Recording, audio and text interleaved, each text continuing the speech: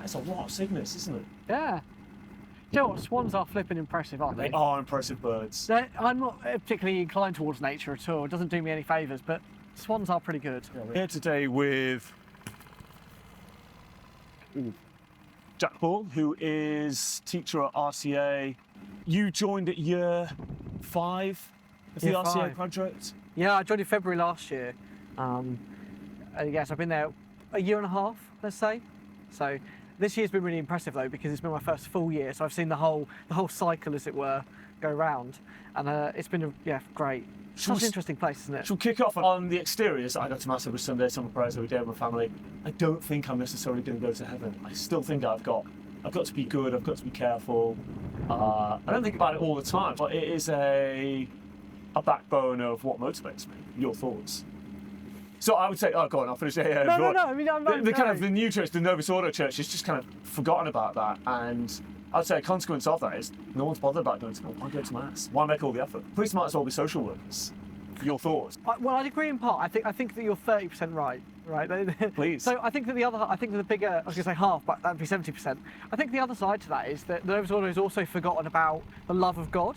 And I don't mean like hold hands, sing Kumbaya and play a guitar.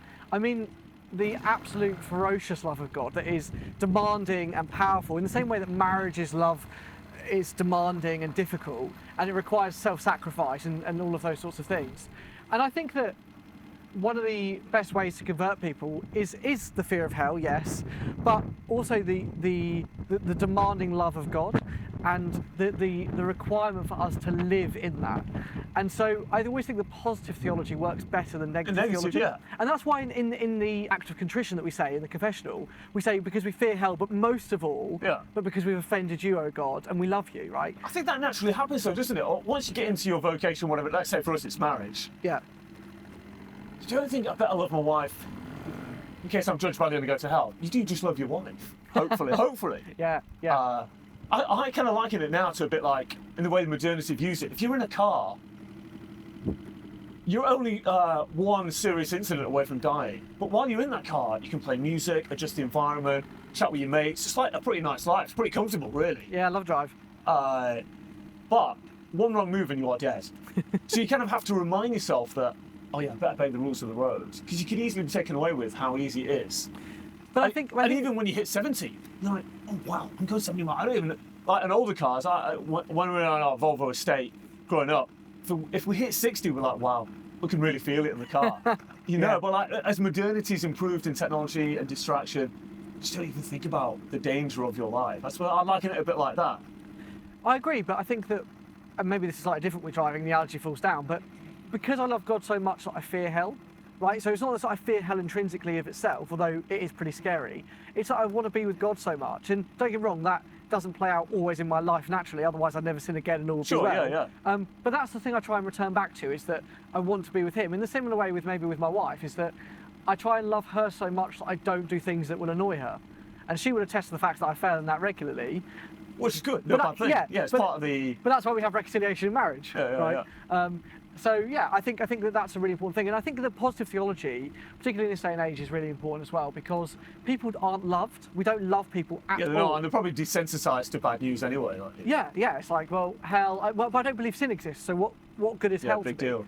I do agree with that, but I still think, guys, come on. No, I think it should be 30% of the mix. I don't always enthusiastically sin. I just do it a bit nonchalant. Yeah. And I often say my prayers a bit nonchalant. Fully heart's not always in either sinning or being good. It's just drifting to one or the other. There's still something meritorious that, and even when we're saying our prayers sort of slightly more adrift, let's say, or looking out the window, there's something meritorious about getting through that. You know, my wife makes me do the washing up, and I hate doing the washing up. It drives me crazy. But I'm trying really hard to not grumble. right? So there's something meritorious in that action. Yeah, I think doing it's it where that the way. spiritual life really lies, the real interior spiritual life. Yeah, and I think one of the really things I find really difficult at the moment, and this comes from a Protestant background as well, and particularly You're a convert. Yes, and maybe we'll get into that. But looking at those sort of YouTube figures who I looked at a lot in my early days to try and get inspiration from, they're presenting pretty neat, nice places and making Christian life look really easy. And actually, when you get into it, we haven't even got kids, but our house is a mess, and there's washing up on the side, and the dog's had a wee on the floor, and the garden's a bit of a mental state of chaos. And so yeah, it's Yeah, I think that's a massive missing conversation. I like the end of Braveheart, where the Scots take on the Brits at the end, and it's, you ever watch Braveheart? Yeah. It's not Wallace now, it's the Bruce. Yeah. And Modernity, which is kind of the English, I think, is all shiny, nice, neat, cocksure they're going to win this. And they all look great, they look brilliant. And the Scots, I think they're like Catholics, ragtag. They're formidable, they've still got weapons, they're still organised, but they've got that kind of, that X factor where he says, you bled with Wallace. Now, which is kind of like, you bled with Christ, now bleed with me. Yeah. And that kind of just lights up something in a man who is kind of finding life a bit harder than the Modernity guy. And he can raise himself to some kind of community and action and become a force. Well, I think Modernity has become so shiny and neat and clean, it's incapable of doing. I don't know what religion can kind of organise men to do, like RCA or like building communities, which inevitably you are a bit poorer in the immediate, you are a bit scruffier, the house is a bit more untidy. If you look beyond the kind of immediate, it's such a mess, I'm never going to catch up the nice shiny Instagram life. No, that's absolutely true. And it's funny actually, I mean, we were at the RCA day yesterday, and on Saturday, sorry, and I said to someone, I actually want to earn less and live worse, because ultimately, it's like, where are we going in terms of just buying stuff? Or I get the practicalities, right? I really get that. And then coincidentally, that afternoon, I was reading Seneca's letters, and Seneca was this great philosopher and Stoic thinker in the second century, and first century, sorry. And one of the things he says is that the natural life does not actually require great wealth, right? Like, just being sustained doesn't require, whereas the thoughts of the man next door requires an amount of wealth you don't have. And there's something in the Christian message there as well about that. Yeah, but look, this is totally missing conversation. I'm not doing the best job of it, but it needs to happen more and more through kind of Catholic families who will kind of experience it in a real way. Yeah. Modernity man, he's after the nice shiny thing. He's not interested in that side of the argument. And there's something in me that also wants that. I mean, yeah, sure. It's like temptation, isn't it? Yeah, particularly when you're feeling sad or a bit bored, you're thinking, I want another car. Yeah. And that's really hard. And particularly when you see your peers. I mean, again, most of my friends are not Christians, and so they're all now getting towards the upper boundaries, close to 100 rather than 30,000 in terms of earnings, and they're paying more tax. But that you see that around you, and they think they're happy, and I think some of them probably are in some sense. Happy. Yeah, definitely. And so you have to wrestle with that. Is that, well, am I going wrong or am I going right? And I think, obviously I think I'm going right, otherwise I could just go do something else. And I think a big part of that argument is, now that kind of trads especially are forming communities, and you've got your own kind of people, if you like, who are probably earning less than they could, house is a bit scruffy, you can kind of look around, you're not just looking at yourself and kind of weighing up that argument, you are looking at your fellow guys. Fellow families, and you get some solidarity out of that. Up to a point, I do think there is an issue, and this put the cat amongst the pigeons. I do think there's an issue in trad culture with wealth and with what I would call a 1950s American lifestyle. Which one going here? This is like the Didache, the two ways. Yeah. Which life would you take? But desire to replicate 1950s America, and also with wealth. And again, that's not to say that everyone in the trad community is wealthy. Just come to example. I wouldn't say in our community. There's some people that earn quite a lot, but in our immediate community, that we can operate in. Yeah, but there's an issue with sort of like imposing on us sort of culture standards that are unattainable almost. Well, yeah, and I just think that they never existed, and so we look back into a pre-Vatican II era and imagine the church was fine, and my goodness, is that the biggest misreading of history ever. And not even just in the case of like, we go back to the Arians or whatever it might be. If you go back to the turn of the 20th century, the church is in absolute chaos. The Vatican I's happened, the old Catholics have left. So that's a council at the end of the 19th century where they're discussing about the Pope and what the Pope should look like, and there's big disagreement about that. But that's when the reforms are starting to happen, and there's masses being said in the vernacular. They're not allowed to be said in the vernacular, and so there's already stuff kicking off. And you get reports of masses being, in the old rite, 10 minutes, because priests just don't really know the Latin very well, and bad stuff's happening. I'm not saying it was widespread. Sure. But it's not like we lived in a perfect church pre-Second Vatican Council. I did hear a great argument. We did this James Gillick interview, and he was saying about the cathedral. Yeah, I would just look at the cathedral thing like great building built by great people, but he would say whole community and civilization formed around that. You'd have to have education, feed the poor, be like a 250-year project, all to build beauty, all to build the church. There was no debt in society. But anyway, he made this great argument. I kind of think, well, that is kind of, although it didn't have all the mod cons, a more perfect culture. I would probably be slightly more cautious than that. I thought it was a great argument. Yeah, well, look, I'm not disagreeing that it was better. Okay, I'm not disagreeing it was better, but I think that the idea that we now chase that as an ideal is for the birds, because that time of history is gone. And so now we're entering into a place more like the 2nd and 3rd century. Now I'm more of an authority to speak, because that's my area, where the life isn't like that. Life for the 2nd and 3rd century Christians is mostly persecution, mostly bitterness, sadness and murder. And they just have to live together in almost abject poverty, trying to survive, but with a great joy to tell the other people about Jesus.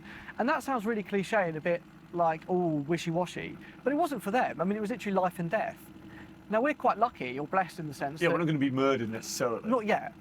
But I think we're re-entering into that, right, of a time of apostolic mission.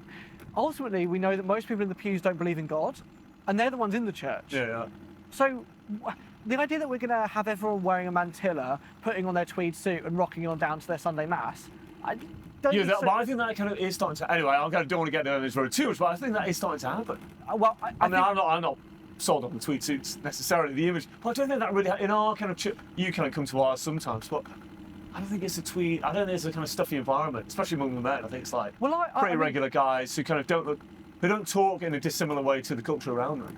I have been criticised for my dress at Mass. I don't take it personally, nor do I even think about it really. But I mean, it is a point that has happened, and I do think that our community is particularly blessed. Right? I think that one of the risks that we have in Bedford and Chesham is that we are, in many ways, I think a bit unique actually. For the right reasons, though. Oh, 100%, yeah. And that's why I'm here, because I think it's really good. I think it's worth advertising, speaking well of what we've got. Yeah, and that's why people are moving here, literally from foreign countries all over across the world. Yeah. So yeah, I do think it's going well. But like I say, we also can't be complacent, and also think that we are the church just in Bedford. I mean, I still spend a lot of time in Novus Ordo parishes, not at Mass, but mostly at sort of events and things. And even in Protestant churches, I've been asked to speak at 2 Protestant church events in the coming months. And you know, it's a reminder to me that we can't just let ourselves be insular, and that the apostles and the apostolic fathers had an absolute commitment to evangelisation, even though they had families. I mean, at that point, the clergy were married, many of them. So not only were they busy with their family, they were still committing themselves to a life of evangelisation and to the poor and all of those sorts of things.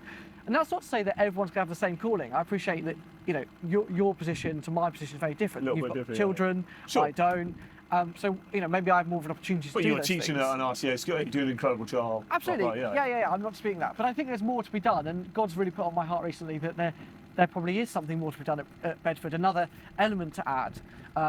When I was at a Protestant church, we always talked about the up, the in and the out, right? The up to praise God, the in to catechise the people of God, normally they use those terms, and the out to evangelise. And I think as Catholics, we've got in the old rite, the up solved, right? That's really good. We have regular confession, adoration and mass. Yeah. We do the in pretty well. We have good catechesis, the raising of children, and the outs. I kind of think the in is a bit of the out. Well, you have to form the in to do the out as well. People see it, but people actually see that going on and think, right, they move. Yeah. And you can't send people out to evangelise if they don't know what they're talking about. Yeah. You know, and if they're not doing what they say, they should be doing. Precisely. Now, my pastor also used to say that you can only do 2 of those 3 things well at once, and I agree with him about that. But he said you should always strive after the 3rd one, and I think that's probably true. Yeah. And so, yeah, that is on my heart at the moment, and I think that we can try and do that a bit. This very moment now is part of that. Agreed. Yeah. Agreed. Tell me about RCA.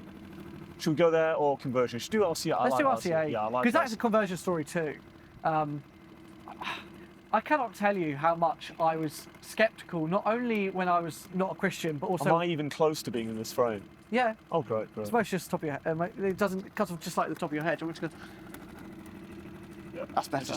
I'm absolutely a convert to RCA. I mean, I can't tell you how anti I was, not just when I was a non-Christian, but also when I became a Christian.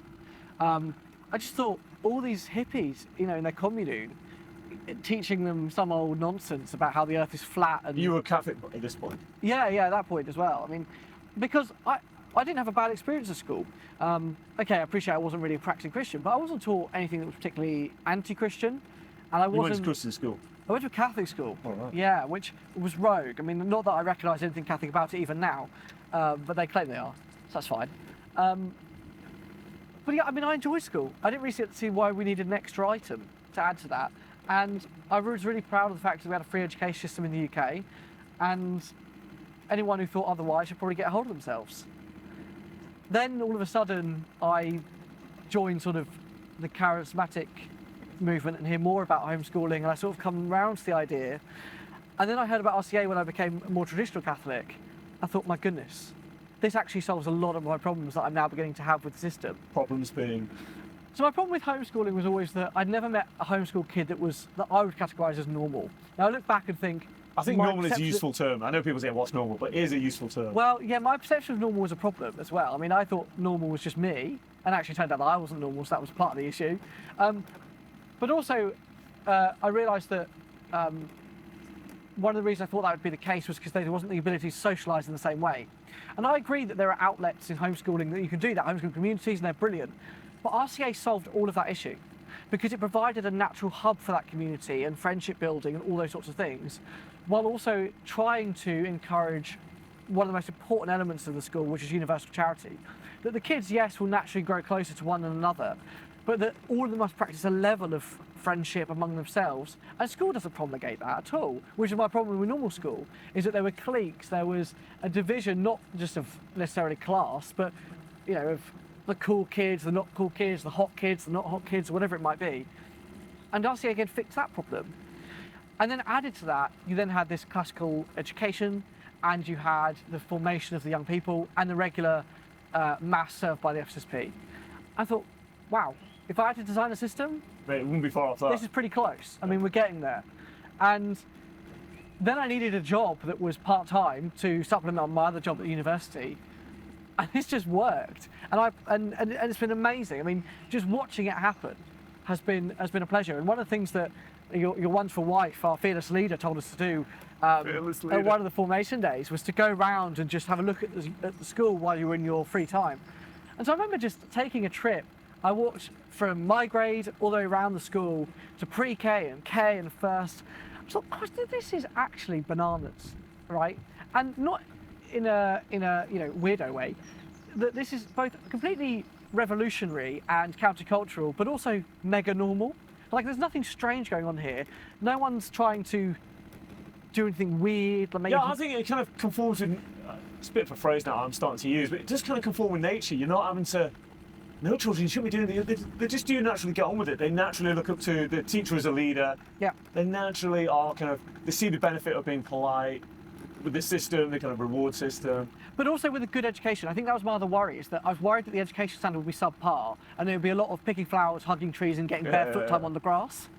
And it isn't. I'm big on the fluffy. I think the fluffy is great, but the education is also great. The education, I mean, look, the kids have a good standard of maths. They have, and I think the biggest point is that first years are so formative because they teach them how to wonder and to desire to learn and to think and to want to think. Kids don't have that in no mainstream school. They just think, what a bloody hassle this is, learning business. And that's the most formative bit for me. And it's such a joy to watch that happen. Do you come along with Mr. Blissett, Mr. Domesday? You're the... Dr. Retta. Dr. Retta. I'll edit that so it sounds like I said Dr. Retta first. We did have some male teachers, but not a lot, and it was very female. And the lads were getting older, and you kind of come, you would look at it and say, there must be a God, and he must be taking a benevolent look at us. Because every year of doing RCA harks back a bit to like that poor Catholic. It's been such a struggle. We've just got over the line every year. No one gives us a handout. It's all self-funded from the community. RCA was the third time I've asked it, the kind of people that started it. they were going to pack it in. If this RCA thing didn't work, they tried 2 others, like Neo in the Matrix. There've been so many evolutions of it. The one. Yeah. So I think none of it come easy. And it needed a critical mass from the community. It needed enough parents to knock out enough sprogs to say, right, we're going to stick around in this geographical area. It's going to cost us. We don't even know if it's going to work. We're going to have to form teachers from our own community. If we want society to work out, or a golden age in our kind of Catholic life, there's all the prices you've got to pay. Right? You've got to step out. I know it's a cheesy phrase, but you've got to step out of faith. And when it starts hurting, you've got to stay there. Yeah, and I think that, not to blow too much smoke up the arses of all the people at RCA, but I think that the sacrifices you've made are paying dividends now in a way that maybe you couldn't imagine sort of 5 years ago. And that great phrase, classic, but great is the society where we plant trees that you won't sit under the shade of. It's I've not amazing. heard that one. I like that. You've not heard that? No, oh, no. That's a great classic Greek. And it's, now we're getting into upper school, which is our second year of upper school this year. I don't think you could have imagined that probably 5 years ago. That would be So here. it'd be just a pipe dream. You'd be like, if we can get to the end of the year. And it's such a grace. And the kids are awesome. The curriculum is amazing. The teachers are... and just a word on that, actually, on the teachers. Again, one of my other worries that would be, and it's not my kids, so it sometimes didn't matter, but I'd worry it'd just be mums having a go. And the standard actually is not that at all. It's really high. Myself and Dr. Retta with PhDs, we've got Mr. Blissett with years of experience, Isabel Lubbock who's taught at universities, all the other people there. I mean, they're just so good. And no classes you think, there's no class you think, gosh, I don't want my kid to go into that one. So yeah, I mean, big props to us. And it's kind of planned by God. Like, no, we ain't planned it. We're not we're just the, you lead us, Lord, and you've got to provide. Look, I sometimes think of it, in Novus Ordo you might hear the phrase, as one door closes, another door opens. More in the trad world, and this has come out of trad, although it's not a trad phenomenon at RCA, there's all kinds of communities involved. As one door closes, 2 doors are closed. Yeah. And then you've got to start saying, oh, it'll be okay, darling. And then you've got to start holding your breath. Yeah. And then maybe the door might open a crack, maybe. Or then you've got to go and find a second door. But inevitably, that second door has always opened, and we've got through, and real talent like yourself and all the other people you've mentioned have come along. But it has been a real test. It's not been, stepping out in faith. You just do this, and one door opens, one door closes, one door opens. Yeah, Cool. just pray and it'll happen. Manifest. Yeah. It's like, but also lots of hard work as well, right? Yeah, it's not been like, it's been cooperation with grace, maybe a big underestimated thing that we, again, don't talk about as much as we should do. And again, but that takes effort of people, right? Cooperating with grace is, as we've talked about already in some ways, is really hard and requires so much sacrifice. And it's a real blessing to be part of the RCA community. Yeah, you kind of have to go into it with an attitude of, this could cost me. I don't know how it's going to cost me, but expect. Well, always financially, most often time-wise, and then maybe something else as well. That's the bare minimum. But we're not a miserable people. At the Fae, we just had sports day and had the Fae. Madness. Brilliant. Mate, madness, brilliant. You couldn't make it up. Yeah, if you saw the photos and said, I'll put some on, I'll put some B-roll on, but brilliant. Yeah, and one of the funny things about that as well is that we're told that having kids is a miserable experience and that school is hard and that all these things. And I was a believer of that, actually. Kids take up your life and that's hassly and, cheeky little kids. The books cost money and and you look at the joy of the parents and none of them are going to turn around to you and be like, oh yeah, doddle, easy breezy. But all of them say it's the same thing, which is worth it. You'd have to lift up a lot of rocks to find somebody complaining. Yeah, and I'm sure they exist. Sure. But again, they're going to exist anywhere. There's not a kind of perfect solution out there. Again, we have to have normative statements, and the normative statement is, this is good, it's holy, it brings joy, thank you. Again, if I had an oar, I could be some help, but... Yeah, you were so silly to forget. And is that roughly pointed at? Yeah, that's good.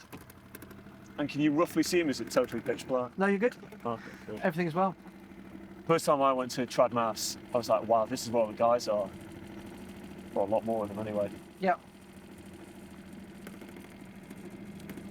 Which I kind of think that Novus Ordo has got a real problem. If you can't attract men consistently, you've got problems. Anyway, aside from that, I don't want to go down that now, unless you want. Well, I have a lot of thoughts on that. I mean, masculinity I'm a bit more cautious on, but on men for Novus Ordo or not.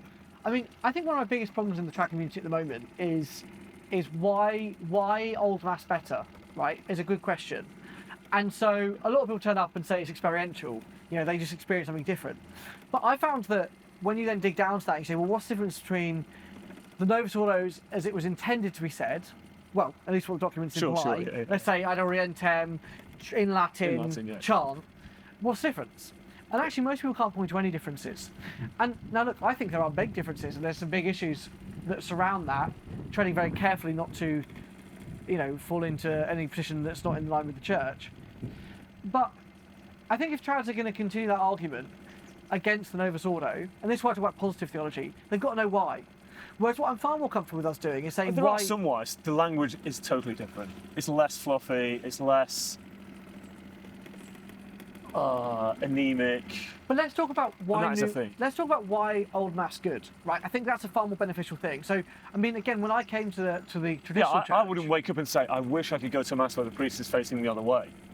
It's not something on your mind necessarily. Well, I think... Once you see it, you think, oh, much better. Yeah, but it's about evangelising that as well, right? So why is it better to receive communion on the tongue? Why is it better That's to just have... obvious, isn't it? It wasn't to me. Was it not? No, because you can always point to, as the reformers at Vatican II did, to someone in the old church who believed that communion on the hand was a thing. And they'll take it out of context and rip it.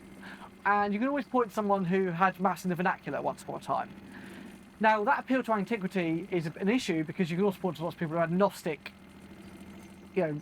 texts in their Mass as well. So you've got to be careful with those concepts. But I don't think it's obvious. Nothing's obvious, right? And you have to tell people. I think that's, again, one of the problems of the church, is that we just assume, well, this is obvious, do that. No, it's not clear. It's not clear. It's clear to us because we're here. Yeah, okay, well, even if I just don't know enough, so I'll take your argument. But demonstrably, more men are going to type Mass. That's true. And you could, maybe I might put it down to it's just kind of grace. Maybe because the Mass has got more grace in it, or some kind of special grace awakens something in there that gets them there. I don't know. Well, but the fact is, that's where they are. And Novus Ordo tries it may, and it's been trying very hard for a long time. Can't attract men in the same way with more resources, more advertising, more everything. So the reason for that, though, is I think is where the old Mass is still said, it's said with the utmost reverence, right? That's what I think appeals to guys. Yeah. Whereas if you go back before the council, that wasn't always the case. That's why there was a crisis of the Mass anyway, is that there were Masses being said badly. Whereas now when you go to the Novus Ordo, you are 90% chance you're going to get bad Mass. Yeah, it's going to be cheesy in some way. Even now in England, where it used to be just in America, you'd think, oh, it's not going to happen here. It is happening here. And so that's why I think, because the old Mass is being preserved by those who love it, who really love it. And I compare it a bit like to, if you go to Africa, to a wildlife reserve. The wildlife has only been preserved nicely on those places where they've kept it. Wherever else we've just decimated and killed and destroyed and burnt things down and the rest wherever else. I think a lot of male, in the trad world, a lot of male standards are kept up, or kind of evangelising goes on within the community simply from kind of alphaness. Like, if that guy's saying prayers with his kids and I'm not, damned if I'm going to be the guy that's letting the side down. Yeah. No, that I'd back. And I think all of that is perfectly, not only legitimate, but it's probably the way things are meant to be, really, in a lot of ways. But again, I still think that's because we're doing it well. Again, or I'm educating my children in the catechism. My kids have learned this kind of stuff, or I'm doing a certain devotion. I'm not. Why am I not doing it? Why is my mate, who I'm friends with in the community, who's in my team, on my boat, he's doing it? I'm doing it. Just simply out of one-upmanship, or I think that's how things work in real life. I think that's how, and that is a kind of masculinity. I would probably, if there's any chat to have about masculinity, it's not about size or earning power or necessarily. It's more about. Well, better not be, because otherwise I'm the right later. Yeah, right. I mean, it could be, not every guy's got the same talents, you might say. Yeah, that's definitely. And I'd look at the RCA community and the trad community. If this guy earns quite a lot, this guy's a good runner, this guy's well read. This guy there's got a lot of talent within the community. If you're to say, right, I need to shape up. Okay, that's not my area, but that could be my area. I need to shape up actually, because these guys are doing. If you're in a church with a load of women, you ain't going to shape up. No, absolutely, and I do agree with that. And that's why I'm in Bedford, right? That's why I'm in Cheshire. And I think that the culture is a good one and it's healthy. Yeah, it's healthy. Yeah. In that way. Again, there are some things I don't like about trad culture, but that is one that I do. And particularly as well, I mean, I can't think of the last parish I went to that had a men's group and a women's group. By which I mean that, again, that community of men that sit together and come together and do stuff, usually it's all put into one group and loads of women turn up. Yeah. And so you turn up as the bloke, you think, No thanks. Yeah, no way. how's your day? What's going on? Rather than... Yeah, it's insipid talk. It's talk you would never have normally out of your own free will. Yeah. And I watched your video on small talk, and you have converted me slightly on small talk. All right, good. As I'm not naturally disposed to small talk. I mean, I hey, think how it's a are skill you? you gotta Yeah, learn. good you. It's really tough. But it's a useful skill. I think it does a lot of It opens doors everywhere. But there's something about when you have that men's group, that you can sort of get past that just a little bit quicker, because you can get to a root of or a nub of an issue faster. I mean, Faster, yeah. when I have met with some very conservative Catholics recently, it's basically like, what have you done today? What do you think about the current state of our political system? But no, I'm here for that, because when I'm around the men, I know that can happen. Whereas, again, in a large community with mixed stuff, maybe you do have to have a bit more, and that's good as well, and that's holy and it's right. But when you just have men together, you can sometimes just have that conversation you need to have quickly, because you only get an hour together on a Wednesday night. Sure, so you haven't got a lot of time for, how's your whole week been from 9 a.m. to But 5 small talk can establish you in week 1, and then weeks 3, 4, 5, and 6. Yeah, you go can be for it. doing. Just go for it. Yeah. But again, there's something about when you have men together, you can do that a bit more easy. Yeah, of course. Because I don't want to go straight in with a woman that I don't know and say, do you think Keir Starmer's been a great success?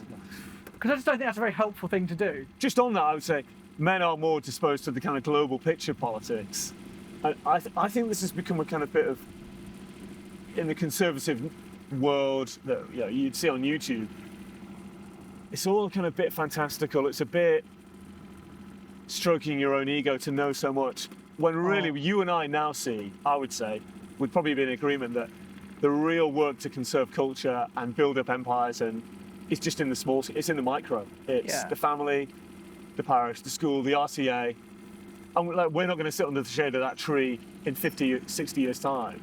Yeah. But waiting for a political leader who's just from the same Kool-Aid as we are, you're going to be waiting all your life and it's not going to happen. And I used to be a big believer that was going to happen, right? That basically, a few of us come together, we get into Parliament, we do the job.